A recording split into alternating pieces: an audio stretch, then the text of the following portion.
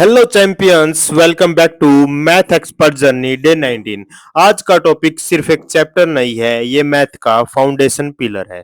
Square and square root. अगर आप C TET TET SSC railway या सीजीएल किसी भी एग्जाम की कॉम्पिटिटिव एग्जाम की तैयारी कर रहे हो तो याद रखो, स्क्वायर एंड स्क्वायर रूट्स के बिना स्पीड पॉसिबल नहीं है और इस पे कुछ बेसिक क्वेश्चंस भी आपके सामने देखने को मिलते हैं। तो दोस्तों, अगर बात करें स्क्वायर की तो सबसे पहले बेसिक से स्टार्ट करते हैं। जब कोई नंबर खुद से मल्टीप्लाई होता है तो जो आंसर आता है उसे कहते हैं स्क्वायर। एग्जाम्पल के लिए बात करें तो 2 का स्क्वायर 2 इंटू 2 4 होगा। 5 का स्क्वायर 5 इंटू 5 25 होगा। सिंपल लग रहा है ना, लेकिन यहीं से कंसेप्ट की डेप्थ शुरू होती है। डीप हमें पढ़ना है, यही बात होती है दोस्तों।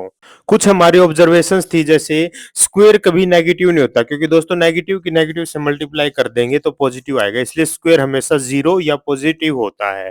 परफेक्ट स्क्वायर नंबर का लास्ट डिजिट लिमिटेड होता है, जैसे 0 1 4 5 6 9, यानी कि किसी भी परफेक्ट स्क्वायर के पीछे सिर्फ यही बोलेंगे। मैं ये नहीं कह रहा कि जिनके पीछे ये है वो परफेक्ट स्क्वायर होगा, लेकिन मैं कह रहा हूं कि जो भी परफेक्ट स्क्वायर उनके पीछे यही यूनिट डिजिट होंगे। अगर लास्ट डिजिट या यूनिट डिजिट 2 3 7 8 है तो वो परफेक्ट स्क्वायर नहीं हो सकता, 100% नहीं हो सकता। एग्जाम में ये ट्रिक सेकंड्स बचा दी है, आप डायरेक्ट बता दोगे देखते ही। अगर नंबर 10 के पास हो तो दोस्तों एग्जांपल जैसे 18, 10 का मल्टीपल ले सकते हैं, 20 माइनस 2 का स्क्वायर ले सकते हैं, या अदर ट्रिक्स है हमारे पास स्क्वायर निकालने की। फॉर्मूला आपको पता है, a माइनस बी का whole square a plus B का होल स्क्वायर, ये सभी ये ट्रिक स्पीड को नेक्स्ट लेवल तक लेके जाती है। अब बात करते हैं दोस्तों स्क्वायर रूट की। स्क्वायर रूट का मतलब होता है ओरिजिनल नंबर को वापस पाना, यानी कि जो हमने स्क्वायर निकाला था अब स्क्वायर से वापस वही नंबर निकालना कि ये किसका स्क्वायर है। जैसे अगर मैं 25 लूं और 25 का स्क्वायर रूट निकाल दूं तो आएगा आंसर 5, क्योंकि 5 इंटू 5 क्या होता है दोस्तों 25। अगर बात करता हूँ 144 की, उसका स्क्वायर रूट निकालूंगा तो 12 आएगा, क्योंकि 12 इंटू 12 144, यानी कि 12 का स्क्वायर 144 होगा। लेकिन स्क्वायर और स्क्वायर रूट रिवर्स प्रोसेस होता है दोस्तों। जो नंबर का स्क्वायर निकालोगे वही नंबर उसका स्क्वायर रूट हो जाएगा।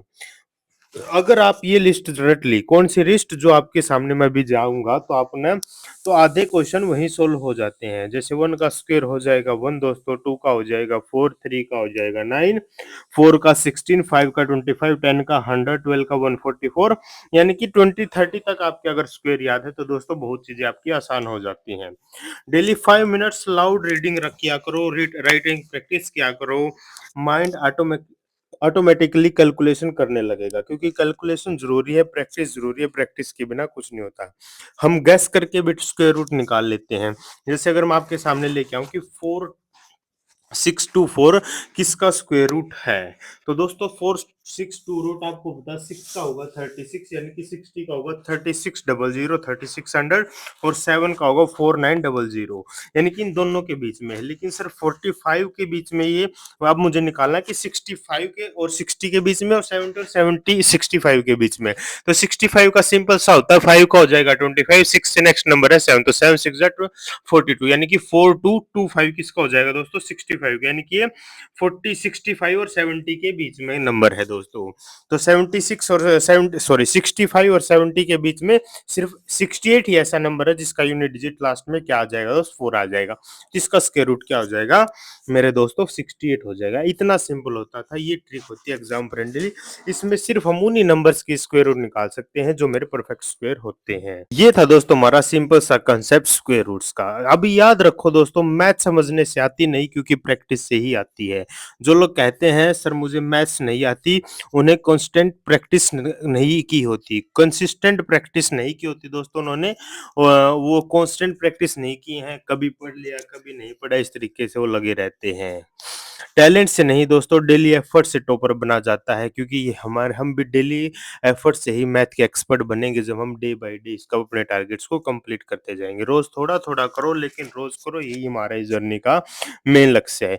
एक से डेली प्रैक्टिस में क्या कर सकते हैं, जैसे आज की डे 19 की प्रैक्टिस में 1 से 30 तक स्क्वायर लिख लो, 10 रैंडम नंबर्स के स्क्वायर रूट एस्टिमेट से निकालना सीख लो, हर क्वेश्चन खुद से सोल्व करने की कोशिश करो। याद रखो, हार्ड वर्क कभी धोखा नहीं करता। करता। मेरी बात ध्यान सुनना दोस्तों, हार्ड वर्क कभी धोखा नहीं करता, ये चीज़ें आपको याद रखनी है। अगर आज का कांसेप्ट समझ आ गया है, तो कल का चैप्टर और ईज़ी लगेगा। लगे रहो, प्रैक्टिस करते रहो। ये थी हमारी math expert journey day 19 square and square roots. तो लगे रहो, सेल्फ मोटिवेट रखो। मेरे दोस्तों एक बात आपको बताना चाहता हूँ सेल्फ मोटिवेशन इतना ज़रूरी है ना कि आपको दूसरे के मोटिवेशन की ज़रूरत नहीं पड़नी चाहिए। अपने आप को खुद से जब मोटिवेट करने लग जाओगे तो मेरे भाइयों उसी दिन से आप मैथ के एक्सपर्ट में आधा 50% काम कर दोगे। मेन चीज़ क्या होती है? क्विट करना। लोग बीच में छोड़ देते हैं, वही असली समस्या का कारण होता है।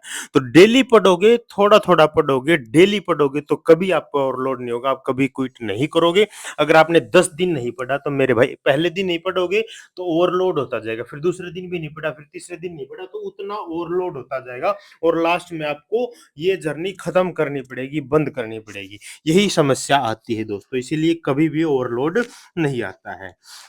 तो दोस्तों अगर वीडियो पसंद आए तो लाइक शेयर और कमेंट जरूर करना और बोल के जाओ मैं डेली प्रैक्टिस करूंगा, डेली कंसेप्ट क्लियर करूंगा, डेली टारगेट खत्म करूंगा। मिलते हैं अगले दिन डे 20 में एक और पावरफुल टॉपिक के साथ। तब तक कीप प्रैक्टिसिंग, कीप ग्रोइंग, आगे बढ़ते रहो, सेल्फ मोटिवेट रहो। हम बनेंगे एक दिन मैथ के एक्सपर्ट। तो मिलते हैं नेक्स्ट डे। जय हिंद, जय भारत।